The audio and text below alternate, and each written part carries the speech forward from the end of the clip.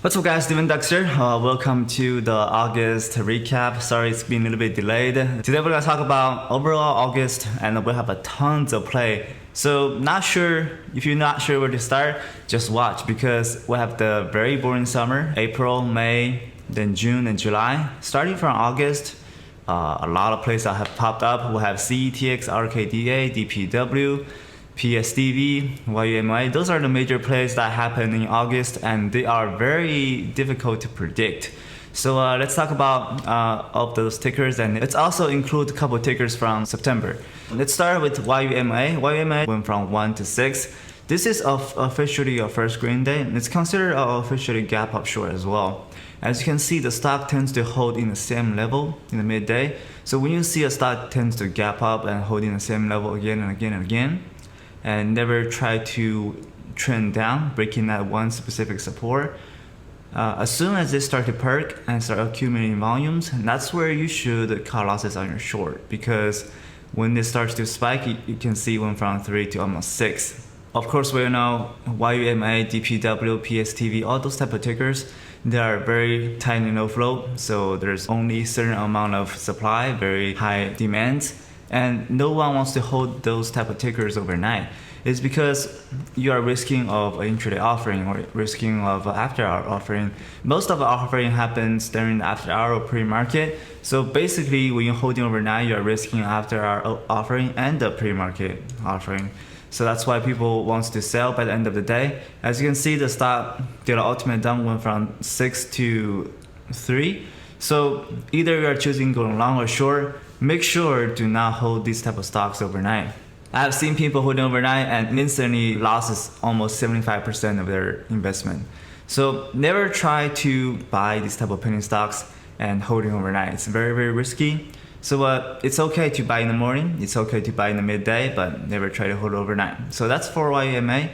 PSTV is another tricky stock. The stock did also a gap up short and they pushed a little bit and just straight squeezed it to almost 15. Now this ticker, I don't think I found any shares to short, but anyways, so stock went from 4 to 16, and you can see this consistent downtrend chart when the stock tends to break support again and again and again.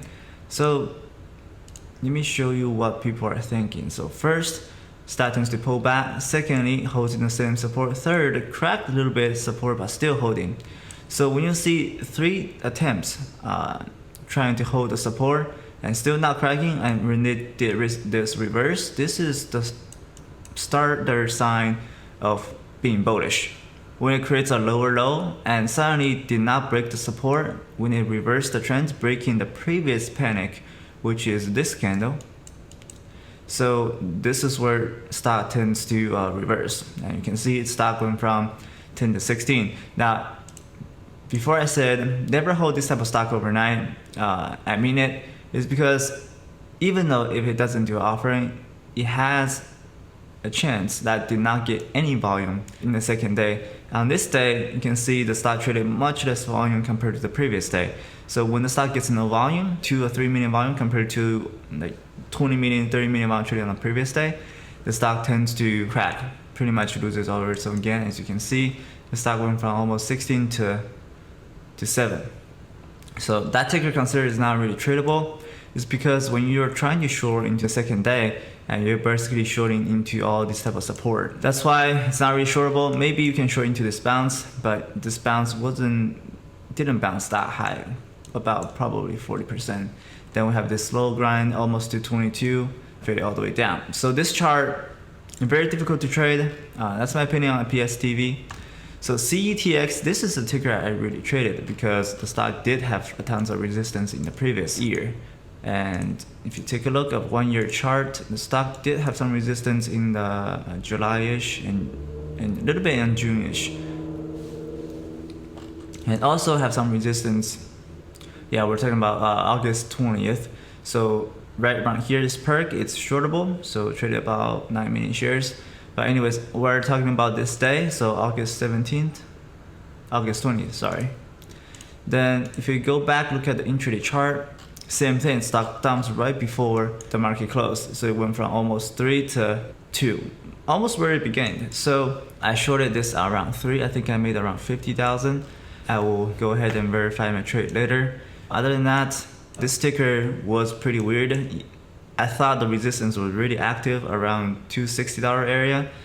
It slow grinded to almost 3. So I shorted initially right here and I covered into the panic. Then stock tends to slow grind. I only covered partial and I cut it out when it tends to break this $260 area. So I cut my losses. I came out with a little bit green. Then the stock decides to consolidate, and when the stock decides to crack in through this support, I shorted around 3 and covered around 2. So that was a simple trade. CETX was playing within the resistance, so it's much easier compared to PSTV and YUMA. Those two tickers are pretty much not really predictable until they form resistance first, then you go after 2 weeks later shorting into the resistance. That's for CETX.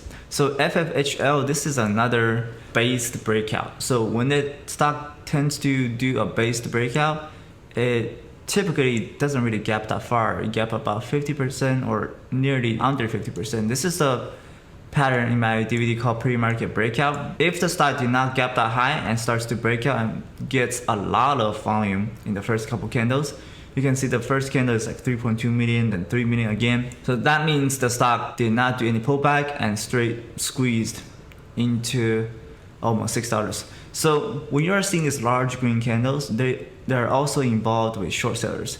When there's no pullback, it means there's no room for short sellers to cut their losses. That also means there's a lot of short sellers are holding the bag. And when the stock did a major panic, this is where they cover. That means the stock are attempting to hold its dip. And you can see the stock hold this 4.46, 4.48 for multiple times. Then did a very choppy till the second day, and same thing happened on PSTV. Super low volume in the secondary day. So we are seeing a super low volume. Let's say you can use the first couple candles to compare the previous day. If the first couple candles traded about, like say it's 3.2 million, and secondary candle traded about only like 200k, then there's 200k, and there's 1.6 million. So it has nowhere to compare with the previous day volume. If the stock tends to do like a multi-day runner or go even higher, the stock needs to gain more volume compared to the previous day. It means the first couple candles needs to trade anywhere between like 4 million to 5 million, and that volume will support the stock to go even higher. But in this case, it did not. So that's where if you are going long, you should be very careful with the volume. Volume means everything. If there is nobody playing the stock is likely to drop. So that's for FFHL. Then we have DPW. This one was a tricky one. It gapped up so high to the point that I don't even know it's tradable. This is the first gapper that we have in there are a few gappers we have in 2019 that gapped over nearly 300 or 400%. So this ticker, you faded all day and it didn't really have any attempt of pushing. When the stock gaps up so high, it doesn't really consider as a gap up short. Any gap ups are considered as a gap up short needs to gap up within 200%. If the stock tends to gap up over 200%, and the stock's gonna get really tricky, either it's gonna get really crowded. So DPW is also a micro flow. You can see that there's 1 million shares. So as considered as a micro flow. Micro flow are always very, very dangerous. I would not suggest trading DPW at all. So I think there will be a future bounce coming again, but especially when the stock gaps up so high after the reverse split, this is where short sellers blow up their account. So when the stock do a reverse split and it tends to push it up during the pre-market and gains ton of volume and do an offering right afterwards, because when the stock do a reverse split, they will reduce their share float. They reduce the amount of float that they have, typically reduce about 20 times, 30 times. Then they will also reduce their market caps and they will increase their price per share. That means the stock, when it does a reverse split, the stock will meet the NASDAQ requirements, and also the flows are very low. So if anybody tends to manipulate this and they have a good chance of doing offering to take all the money from investors, and then the stock goes back to like $1 or a couple cents again, then they do it again and do another reverse split.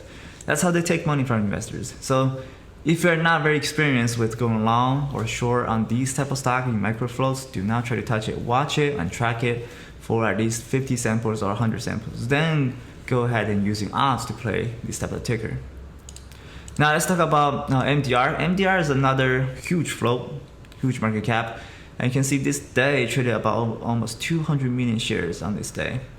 The stock did a consolidation crack, but in this case, when the stock is trading massive amount of volume, you want to use volume to compare with the flow. If the flow is about the same number compared to total volume being traded today, it means the flow only rotated about one time. It means there's enough supply for enough demand. And for all the low flow or micro caps that we're talking about is they do multiple flow rotating per day. That means the volume overwhelms the amount of supply they have. So that will cause either a massive squeeze or a very choppy chart or a straight parabolic. So MDR, if there's a large amount of flow and there's a large amount of volume, you want to see how much does it rotate. Typically when it rotates only one time, it's not that bullish. So the stock tends to drop, and also you can see the stock had a really bearish chart, bearish candle a couple of days ago. It panicked almost from 5 to 1. So you will know there's a lot of people who did not get out and they're getting now into this spike. And in this case, I would not really recommend shorting MDR or even going long MDR. Very unpredictable. A lot of people are still shorting it. As I said, level 2 are very different compared to microflow and large cap. So watch and learn, and we'll have a lot of play coming up in September, October, and December, especially in November, December. So that be it for the August recap. If you want to learn more about my strategies, click the link below, and make sure to click the like button, and I'll see you guys next time.